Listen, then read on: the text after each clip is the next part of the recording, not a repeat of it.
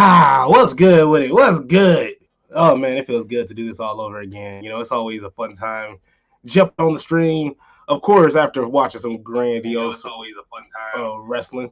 On top of that, I also got to look back to see how the audio is looking. Let me actually turn myself down for like just a smidge, just so we can get this thing going. Hello, all, and welcome to the Heel Turn Podcast. I'm your host, Isaiah Jackson Jr.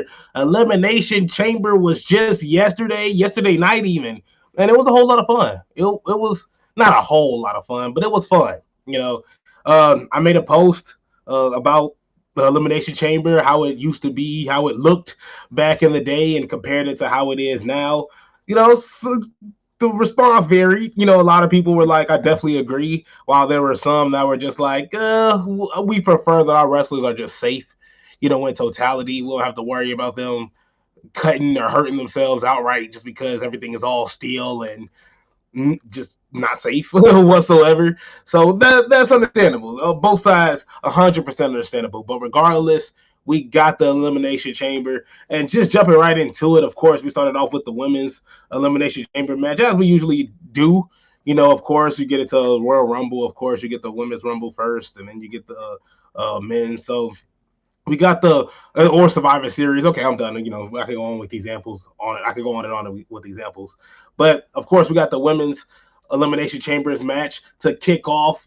Of course, the Elimination Chamber match in Chicago. Yeah, Rhea Ripley, Tiffany Stratton, Kiana James, Raquel Rodriguez, Asuka, and Liv Morgan. Of course, with Tiffany Stratton and Kiana James starting off the match.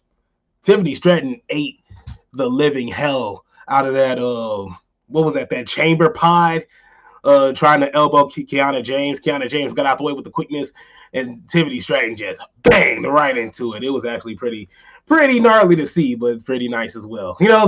Pretty nice as well. Huge shout out to Raquel Rodriguez. Raquel Rodriguez pretty much being of course, the muscle in this match. Got rid of, I believe it was Kiana James and Asuka together, pinning both of them. And that was actually pretty crazy in itself, of course. Getting both of them out the way. I wanted to see Asuka do, a little bit more, but Asuka actually sprayed the mist that got into Alexa Bliss' eyes. Alexa Bliss, I believe, was the first one to get eliminated. So, that pretty much said everything that it had to say there. Phone actually blowing up. Huge shout out to Circle of Debate, actually retweeting everything. Huge shout out to them as well. So, subscribe, follow, retweet, go do anything that you want with them boys, because they are absolutely fun to watch and they are just entertaining, and there's a family there. They will welcome you in with open arms with the quickness. And to top it all off, of course, it ended off with Rhea Ripley and Tiffany Stratton. I thought Tiffany Stratton was going to get the win at first. That was pretty much my worst nightmare. But of course, we got Rhea Ripley ending it off with the win, punching her ticket to WrestleMania to take on Jade Cargill. And of course, that's a WrestleMania match. Tiffany Stratton versus Jade Cargill, that is a WrestleMania match, just not now. I don't think that the hype isn't there all the way. Right now, you get Rhea Ripley fighting for, of course, the other side of the women's WWE Championship, outside of the world WWE Women's World Heavyweight Championship in Raw. She's going out over to SmackDown and going 1v1 with Jade Cargill, which I definitely think Jade Cargill needs. Jade Cargill needs some stiff competition. I think Rhea Ripley is going to be her biggest test. I don't want to say in her career, but this match is going to hold weight. This match is going to hold a lot of weight, because Rhea Ripley isn't just some slub over there. Rhea Ripley isn't somebody that the WWE takes lightly. This is the Golden Goose here, And so Rhea Ripley versus Jade Cargill is definitely going to feed the streets. It's definitely going to be Jade Cargill's ultimate test, going into WrestleMania here. AJ Lee took on Becky Lynch. And of course, I think everybody assumed what was going to happen here. AJ Lee got the win against Becky Lynch. And I think this was the right move. But, man, this match was slow as hell, man. This match was slow as hell. It took just far too long, man. And this sucked, because it's not like Becky Lynch did anything wrong. AJ Lee just moved so slow. The forearms outside of the ring, it's just everything just moved at a snail's pace. And I love AJ Lee. The Black Widow still looks awesome. Her Shining Wizard looks awesome. Everything else, the in-betweens in the match, I think is one of the problems there. So, and that was one thing I read on Bleacher Report. Bleacher Report, of course, had their winners and losers, and we can actually look at that after we get into the summary of Elimination Chamber. But they said one of the losers was AJ Lee, because if AJ Lee was struggling in this match with Becky Lynch, pretty much somebody who was going to lead the way throughout this match, how was she going to, how is she going to compare with everybody else? How is she going to be in the ring with everybody else afterwards when it's all said and done? And honestly, you got a point there. Huge shout out to C Fluid. C Fluid actually earlier this year, not even earlier this year, this was last year, late last year, when he talked about CM Punk and said CM Punk's matches has just been slow lately. And it's a fact, man. You can, hey, man, like husband, like wife, like their matches are just slow, But hey, it is what it is. They're still insanely hot, scorching hot on the mic, and it's not like their matches are horrible. Like, I'm not gonna sit here and say AJ Lee put on a horrible match with Becky Lynch. Like I said, it's just slower than usual. And of course, it's because she hasn't wrestled in, I don't know, I mean, God knows how long, So I'm not gonna expect AJ Lee to be going out there hitting hurricane ranas, being all fast paced, sliced bread. It's just like just going bang, bang, bang with Becky Lynch. Like, it's gonna be a minute till we get something like that for AJ Lee, because she's still in great shape. So it's just a matter of time before her matches pick up the pace a little bit. But can't do the same for her husband, because CM Punk and Finn Balor put on a masterclass. I thought it was a really, really fun match, but you kind of already knew what was gonna happen. You could kind of already expect what was going on in this match and what was going to be the pretty much the result at the end of the day. Of course, CM Punk got the win over Finn Balor, and this hurts Finn Balor so much. This sucks because I'm a UFC casual, so I'm not too huge on the UFC. I watch it, so I want to say twice a month. When they have events, I watch the UFC twice a month when they put on events. So it's kind of like the Diego Lopez situation, where you had Diego Lopez. He's fighting Alexander Volkanovski, who is the UFC champion at a point, who is the UFC champion right now, I believe, welterweight champion. Which is, like I said, casual. So take what I'm saying with a grain of salt, or at least do your own research. So it's kind of like Diego Lopez and Alexander Volkanovski. Diego Lopez fought for the UFC title against Alexander Volkanovski, lost the first matchup. He gets a matchup again, I believe, in less than a year, or at least in a year's time. Loses that matchup again. Now it's like, brother, did you waste your two title shots on Alexander Volkanovski? Because now it's like you're gonna keep fighting your way. They're not gonna make an Alexander Volkanovski, Diego Lopez 3. You already had your two chances. Did you already wait? And it's kind of like the same thing with Finn Balor. Did Finn Balor already waste his title opportunities here with over CM Punk? Finn Balor, of course, I think he still can go. I think he still can be an absolute dog in the ring, because he's shown us it on numerous occasions. But it's just the fact that, when CM Punk's champion, you're not gonna be, we're not gonna see Finn Balor in the title picture when Roman Reigns, if Roman Reigns gets the win over CM Punk at Mania, or if even CM Punk gets the win over Roman at Mania, we're not gonna get a Finn Balor CM Punk 3. And who's to say after whoever takes the title away from Punk, who's to say that Finn Balor gets another opportunity? So I would love to see Finn Balor take on Dominic Mysterio. Like, I think that'll be dope. Finn Balor taking on Dominic Mysterio, IC title match, WrestleMania, and then Finn Balor gets his dub there. I would love that. I was like, I think that's pretty cool. One way to break up the Judgment Day, a breakup that's been teased for over about a year now. Something that should have been happened already. So if we want to make a Finn Balor versus Dominic Mysterio match at Mania, I'm down for it. Give me that. Inject that in my veins, brother. It's like with the quickness. So unfortunate that Finn Balor couldn't get the win over Punk, but we kind of already knew. It's like we kind of already knew the outcome when it was all said and done. We finally figured out who was in this box, and it's throwing me off. It's really, really throwing me off here. One person that's not throwing me off is, man, this the devious one. The devious one. Happy Sunday, my brother. Let's go, baby. It's Izzy time. Much love, my brother, of course. Huge shout out to the devious one, Ivan, and a huge shout out to Circle of Debate. They had an amazing watch party last night. that I was pretty much pausing, stopping and starting as I was watching it at work, but still just an all-time top tier watch party as they usually put on. So if you don't want to miss another watch party, because of course you got Raw Dogging with Dom and friends with benefits, of course on Monday nights you can see them on their NXT watch parties as well. AEW Dynamite, I'm actually trying to slide. I'm thinking about sliding on the AEW Dynamite watch party. That might be something I'm looking into there. But of course, you also have the TNA watch parties as well, and of course the flagship shows, and of course they go live on SmackDown as well, and then of course everything that they do on Saturdays as well. Karaoke nights, like what don't Circle of Debate do?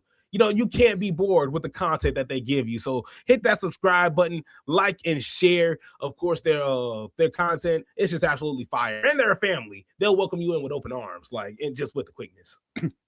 I'm looking on the corner of my screen here. Breaking news: Hulk Hogan dies at 71. I'm like, whoa. Nobody knew this happened. You know, like nobody knew this happened. We're laying on the news here. Of course, I'm on CBS Sports, but Seth Rollins came back. We got a Seth Rollins return, and of course, this is something we kind of predicted. You know, and not just me. I feel like a lot of people were kind of waiting for Seth Rollins' return, and what better way to come back than in the Elimination Chamber? And what better way to come back than when your two biggest ops are injured as well? Huge shout out to the Devious One. Hell yeah, let's go, baby. You know your family, my brother. Always welcome anytime, any day. Much love and appreciate you guys as well. And I definitely want to slide on to not a pay-per-view. Well, I guess it is pay-per-view. A pay-per-view watch party as well, because y'all, I feel like it'd be a party, man. It's a house party when you guys get in there virtually. So, man, it's always a whole lot of fun. You can't go wrong with watching Circle of Debate or even joining in on their streams, whether that's on the live chat or just hopping on as well. Like it's impossible to be disappointed. It's impossible to be disappointed. You know, it's kind of like being in the bedroom. You know, Boing, boing. I'm sorry, I had to get that out of there. But Seth Rollins, of course, came back, attacked Logan Paul. Kind of, payback. Even I believe it was last year, Logan Paul actually attacked Seth Rollins. And Seth Rollins got to get rid of the Vision one by one. And it would have been awesome to see Seth Rollins get rid of Bronson Reed. But of course, Bronson Reed actually just got out of surgery. So 4 to 6 months is what the timetable was for his return. So hopefully, we get a speed. He actually came back really quick after just disintegrating his ankle a couple years ago. So my man's quick to recovery. We're quick to recover. Jesus Christ. Quick to recovery. I just couldn't say it right. But he's quick to recover. So my man's pretty good. But in this Elimination Chamber match, you have Randy Orton, LA Knight, Cody Rhodes, Javon Evans, Trick Williams, and Logan Paul. And man, obviously you kind of figured Javon Evans and Trick Williams was the winner of this. It's like I kind of figured those two had no chance. Huge shout out to Randy Orton. Randy Orton's just eyeballing Trick Williams, gets on his tiptoes. He's like, you're not 6'5". It's like, you're not 6'5". That's a fact, man. And another great content creator, of course, the man, Devin, the Tribal Chief. Yo, what's good? What's good, my brother? How's you living? I can't believe it. One day I woke up and this man was on Fortnite. I was like, bro, it's 4:00 in the morning. What are you doing? I was like, you in Chicago too? We're on the same time. Like, what are you doing? He was on Fortnite. I believe it was a 12-hour stream. If you could correct me if I'm wrong, but I believe it was a 12-hour stream you were doing, and you were absolutely going ballistic on Fortnite. And I'm not a Fortnite guy. I play a lot of sporting games. I'm not a good shooter. I can play GTA, but I'm assisted shooting. It's like I just want to point and just aim it for me. Like I can't do any of the spinning around. I get dizzy. I ain't got time for all that. But like Devin, the Tribal Chief, I mean, in talking about that, just does a wide range of content in terms of gaming, in terms of sports, in terms of just wrestling in general, and he's knowledgeable all around. So the content you're getting is just top tier. Look at that. Yep, 12-hour live stream. It was awesome. Like I said, I didn't text in there, but I was watching there and I was like, you know what? It's already on. Let me just have it in the background real fast. And you were going absolutely crazy. You were having the time of your life. And honestly, I was too. So if you want to watch content like that, hit that subscribe button on Devin the Tribal Chief. And you don't even got to go on YouTube, but you can go on Twitch as well. Sometimes it makes it a whole lot easier. Sometimes I just pop up on Twitch, and watch my man streams there. So even when you guys don't see the text, I'm there. It's just like I'm there. If just to pop in for a split second or to pop in to watch for a long period to get me through, or to just enjoy the moment with you guys. Just to enjoy the moment with you guys when I'm just watching it by myself. But just great content all around. Cody Rhodes, I'm glad he didn't win this. I'm getting sick. I talked about this with my coworker. I'm sick of wooing, and I'm sick of wooing, and I'm sick of yeeting. Both of them. They get both of them. Yeeting and wooing can go to hell. I'm sick of it. I'm tired. I'm tired, Grandpa. It's like I'm getting sick of Jey Uso. I'm getting sick of Jey Uso running this shit back. That's the last thing he needs to do. But I'm sorry, he doesn't deserve to catch a stray here. Like he really didn't deserve to catch a stray because he actually got jumped. You know, he was supposed to be in this match. He got jumped. He got pretty much debris put all over him. Did you enjoy? A huge shout out to Devin the Tribal Chief. Did you enjoy the Elimination Chamber? I thought it was cool, but man, I just missed that Elimination Chamber of old, man. Man, it sucks because it did take some time out of people's lives. Like Triple H literally almost fucking died. Like, you know, it's like Triple H literally almost died in an Elimination Chamber. Goldberg got busted up in there. Shawn Michaels damn near got out of there alive. John Cena. Now, Shawn Michaels, I'm talking about, got out of there alive, you know, in a sarcastic way. But shit, Triple H damn near almost died. Like RVD landed on this man's throat. He almost died. You know, it's like, but you had John Cena losing the crazy amount of blood he lost just for Vince McMahon to raise the cage up and be like, yeah, Edge, get up out there. Just Edge, get up out there and handle my man. Take that title away from him. But huge shout out to Devin the Tribal Chief. Don't care for boring Cody Rhodes. Yeah, Cody Rhodes is going stale, man. Overly stale. And Randy Orton, this is like, everybody's in their retirement run. Everybody's on their retirement tour. We just got done with John Cena's. We just saw AJ Styles. It's Randy Orton's time. And Randy Orton needs another match at Mania. He just got to do night one. It's like, you just got to do night one, my brother. I'm sorry. It is what it is. Because CM Punk and Roman, that's a night two match. That's a match that's got to be night two. I don't think that's a arguable offense. Like Randy Orton, you gotta be night one, brother. But as a retirement tour for Randy, I got to give it to him. You know, this is a match, and he knows what he's doing in there. Randy, this isn't like Randy versus Sheamus. You know, I feel like there was a point in time where Randy was putting on just some boring ass match, like 2014, 2015, where everything just felt like it was just the same old match. Uppercuts, you know, just uppercuts. You might get a spike DDT that'll get you hyped up. You know, he'll bang on the mat, but outside of that, it was just, you know, rest holds. You know, it was boring. Randy now, he's jacked, steroided up. You know, when he's looking to inflict damage, you know, he's looking to inflict pain, the back suplex on the announcement table. You know, it's like you're seeing Randy, the methodicalness being put on full display. You know, it's like a hint of ball headedness, you know, in Randy right now. So I like that Randy won. I really, really like that Randy won. Huge shout out to Devin the Tribal Chief. Yeah, I get it was brutal, but I'm in favor of the wrestler's safety. Definitely in favor of the wrestler's safety. And I'm cool with the McDonald's playpen. It's a bigger chamber. Yeah, it's a bigger chamber. And on top of that, we're getting better, at least camera shots, like better quality camera shots. They're angling we're getting, of course, the shot of top, and we're just getting just better close-ups. We're getting better shots in the ring instead of having to look. Sometimes it's looking like it's through the cage. Sometimes it looks like the cameraman is getting bumped or getting put through the pod with the wrestlers. You know, it's like sometimes it just looked a little awkward back in the day. So nowadays it looks a little more organized. You know, and it looks a little vicious. You know, and it still looks vicious.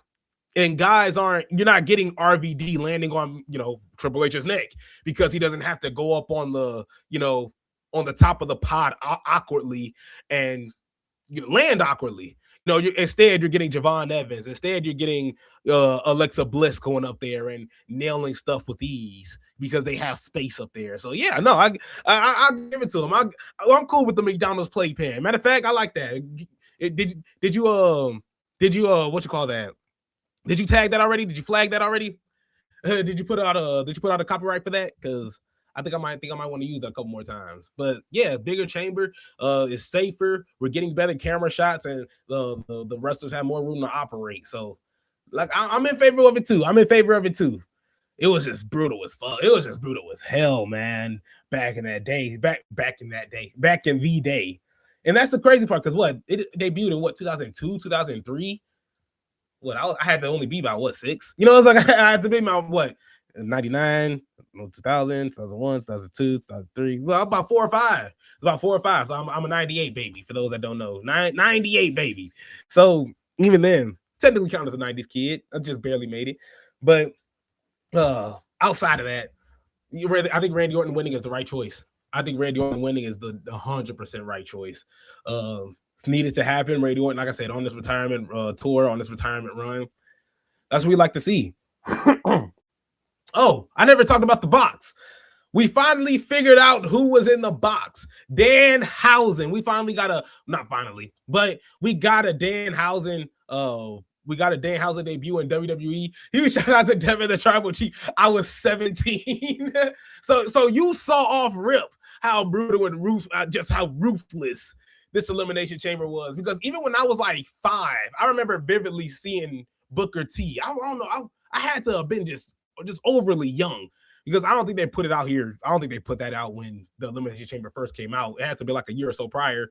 But I vividly remember Booker T just saying, somebody finna get fucked up. You know, he was like, he knew off rip. Like, this thing was just absolutely vicious. But you seen off rip how insanely just gnarly this Elimination Chamber was. It was just so unforgiving. And honestly, and looking at it now, I can understand. You know, I can take the McDonald's playpen. You know, like I can take the McDonald's playpen for sure. And so even with that, like I like having Danhausen come through because it keeps us away from Chris Jericho. Honestly, I did not want to see Chris Jericho's old ass come out that box. I didn't. And I had a problem with all you people. And not you people like the people in the chat, but people on social media. They made it seem like having Chris Jericho in WWE was going to be God's gift on earth. Like, y'all were not going to be hyped with a Chris Jericho appearance. Y'all were telling this man to retire in AEW. And now, since it was floating in the ether that he could potentially be making his way to WWE, he could potentially be in this box. Now everybody's all hyped. Not everybody want to see a Chris Jericho return. Nah, that ain't no. I'm sorry. Y'all would have been disappointed, and I would have been furious. That would have been my exact moment to stop watching the Elimination Chamber immediately, because like we're not finna be pretend hyped about Chris Jericho. Like, I'm sorry. Like, Chris Jericho was cool 5 years ago. Like, you know, it's like Chris Jericho was cool 5 years ago. Like, this might be to the, and I'm not saying this in like a negative way, but this could be to the ignorance of like WWE fans that don't watch AEW. Because if you're watching AEW, if you watch both shows, you can easily tell that Chris Jericho coming over to WWE helps nobody. You know, it's like helps absolutely nobody. Does nothing for nobody. And I think that's 100% fact. Chris Jericho's doing absolutely nothing for AEW. He did nothing for AEW. He did nothing for Ring of Honor when he was the Ring of Honor champion. So, I mean, what was he going to do for WWE? What was he going to do in WWE? So, like, man, for everybody to be fake hyped about Chris Jericho, man, y'all can get up out. Sorry, I ain't punching my microphone. Y'all can get up out of here with that foolishness, man. That was bull jive. That was a whole lot of foolishness that I was hearing all on social media. Chris Jericho return. Ooh, we could possibly see Chris Jericho. Y'all hyped for no reason. Y'all ready to see Chris Jericho do what? Do the exact same thing he's failing to do in AEW. Get over. You know, so it's like, come on now. I'm happy with Dan, because at least with Danhausen, we're not expecting anything. You know, if anything, I'm expecting like a R-Truth stop, because R-Truth's getting a little older. I'm not expecting R-Truth to keep doing the same old thing that he's doing over and over again. So if we're going to get a Danhausen, somebody who is going to also have those funny moments, somebody who is also going to have moments like R-Truth usually is going to have, at least like on a lesser, you know, on a less funnier note, because I think R-Truth is hilarious. I think Danhausen is funny. I think Danhausen is going to still wrestle. I think Danhausen is still going to, you know, put out some great content with WWE for WWE. I don't know why people are crapping on it. You know, it's like, I don't know why he got booed. Honestly, it kind of threw me off that he got booed there. Huge shout out to Devin the Tribal Chief. I actually mark out for Danhausen. I'm a huge fan of goofy wrestling. And that's the thing, like, Danhausen is pretty dope to me. Like, I thought it was pretty cool. I'm not expecting too much from him. Even by the way he debuted, I don't think anybody's expecting too much from Danhausen. So I don't know why I don't know why he got booed, honestly. I think it's a little disappointing. Not disappointing in like, oh, disappointed at the fans, but I'm disappointed at the fans that they were going to be hyped about Chris Jericho. Like, but I'm not I'm just confused as to why the negative energy over Danhausen. Were you expecting a 50, 60-year-old man coming out of there just scratchily singing Fozzy music to you? Is that what you were hoping to see? It's like, because outside of that, I don't know. I don't know what they wanted to. I'm more in favor of Danhausen over Chris Jericho with the easily. And so Danhausen coming out, I know WWE are going to put him in a position to, number one, be funny, and number two, get over with us. To get over with the wrestling audience. So honestly, I have a lot of faith. I have a lot of faith in this Danhausen debut with easily because it beats the alternative. So before I get out of here, I do want to look at the winners and losers of the Elimination Chamber, because Bleacher Report came out with their list. I can actually share my screen with you guys. Let me see here. Nope, not that one. Nope, not that one. Yep, this one. There it goes. Wow. Okay. Number one, loser, Alexa Bliss. And of course, as I mentioned, Alexa Bliss, I believe, was the first one eliminated.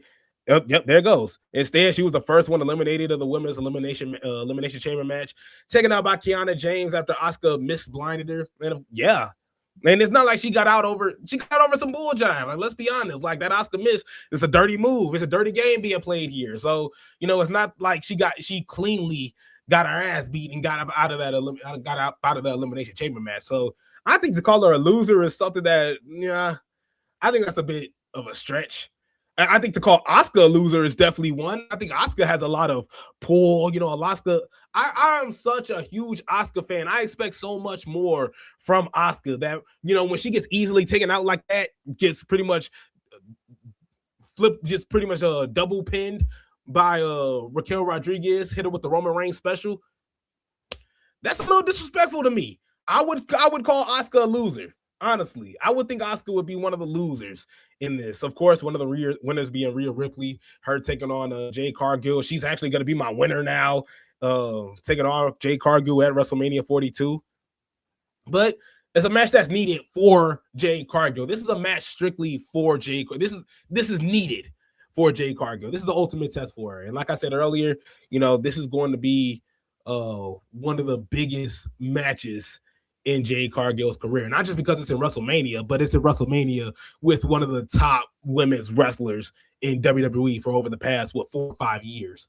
So very, very important match for Jade Cargill, because especially with the negative reaction that she's been getting with her WWE, not only her WWE run itself, but even in her WWE Women's Championship reign.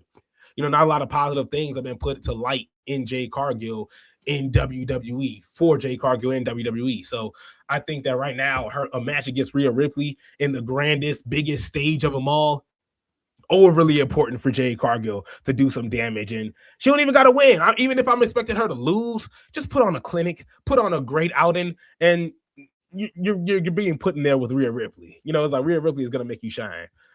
We got Becky Lynch being a loser. I don't necessarily see her being a loser here, but why they got to put it like this? WWE has set up arguably the most successful woman in the company's history to be embarrassed by a 38-year-old who has not looked comfortable in the ring in any of those matches. That's bogus. That's bogus. Oh, anybody's here. I can say it. I'm not on FCC regulations. That's fucked up. That's fucked up to say. That's a little bogus. To be embarrassed by a 38-year-old who has not looked comfortable in the ring in any of those matches, I would give AJ Lee a little bit more grace than that. I wouldn't call Becky Lynch a loser just based off of that match alone. Becky Lynch was putting in great work with Maxine Dupree, trying to make Maxine Dupree look as good as she's looked. And Becky Lynch has done great work trying to make AJ Lee look as good as she did in the ring. I wouldn't say she looked good. The match was iffy, but still, I think Becky Lynch has done great work. I wouldn't necessarily say she's being absolutely embarrassed. I wouldn't call her a loser either, because Becky Lynch could easily just slide into the women's world title picture at any point in time. So I don't necessarily think Becky Lynch is a loser here in my eyes. Dang, embarrassed by a 38-year-old who has not looked comfortable in the ring of any of those matches. I wouldn't go that far. I definitely wouldn't go that far. And Becky Lynch is 39. Look at that, getting embarrassed by a 38-year-old. She's older than her. Like, come on now. And then, of course, one of the losers is AJ Lee. I'm assuming based off the performance. The Black Widow looked like she's always trying to keep up with the man, despite Lynch slowing to match her speed. It was clear that Lynch was calling the shots while Lee struggled to stay on time. We shouldn't be expecting Becky Lynch to. I mean, we shouldn't be expecting AJ Lee to be putting on clinics. She had a tag match. She had maybe another 1v1 match, I think. Did she have another match before the tag team match? Because she was in the War Games. So you had a tag match, you had War Games, and then you had a 1v1. I'm not expecting AJ Lee to be putting on clinics. So to call AJ Lee a loser in this match, I feel like that should be expected. I feel like that's a layup to call AJ Lee, the loser in the match. Like this one, I think it's a layup to call Finn Balor a loser for the Elimination Chamber because, I feel like the result was already set in stone. You already knew CM Punk was winning regardless. Winner Danhausen, of course, with him debuting. Winner being Seth Rollins with him coming back, of course, and getting the ups on the vision as well. But we have one winner being Logan Paul. Logan Paul he wasn't even supposed to be in this match. And Bronson Reed was most likely going to be the one that was going to get stomped into oblivion by Seth Rollins. But unfortunately, he got injured. So, like I said, this was a massive boost for Paul, who had looked like a third wheel of the division behind Braun Breaker and Reed. So, and yeah, I can see that, but I don't think Logan Paul is going to be going neck and neck with Seth. At least I hope not. I hope this isn't going to lead to a Seth Rollins Logan Paul match at Mania. I don't think that needs to happen. It makes sense. Like, I feel like it makes sense. It's a no-brainer when, out of everybody in the division, Logan Paul and Austin Theory are the only two men that are, there and available. But crap, man, I don't know. I don't want to see that. And of course, an obvious winner being Randy Orton. Of course, him marching his way to WrestleMania night one. I should say night one. I'm going to keep clarifying the night one. Coming through and going up against Drew McIntyre. But that was it for the Elimination Chamber. I've been lacking on my AEW content. I'm going to be talking a little bit more AEW as well as we get to it. But I had to get my 30 minutes in. I had to get the Elimination Chamber results out, get my thoughts and opinions on it because it was pretty fun. Don't expect that. I feel like everybody in the match you didn't really expect much out of. And to talk about with the men's Elimination Chamber, of course, you had guys like Logan Paul, Javon Evans, Trick Williams, three guys you kind of already know aren't going to be marching their way to Drew McIntyre. And, of course, LA Knight, that's just wishful thinking. And Cody Rhodes, he could have been a likely possibility, but you would have been annoyed. It's like you would have been annoyed just watching that match over and over and over again. And then, of course, you got Randy Orton, who, like I said, retirement tour is going to be on this retirement run. Something that we're going to be looking forward to watching. Something that we're going to be looking forward to watching sometime soon as well. Huge shout out to the brothers that popped in. Of course, the devious one, Ivan from Circle of Debate. Give Circle of Debate a huge subscribe. Same with Devin, the Tribal Chief. Subscribe to your boy. They put out absolute fire content. And of course, unlike your boy over here, it's consistent over there. So if you want to watch consistent wrestling content, go over to the boys, subscribe to them, watch their content, give them a like and share and subscribe, and just give them a whole lot of love too. That's what the wrestling world needs. A whole lot of love, because Jesus Christ, there's a whole lot of hate out here. There's a whole lot of evilness out in this world. So thank you guys so much for tuning in, and I'll see you guys next time.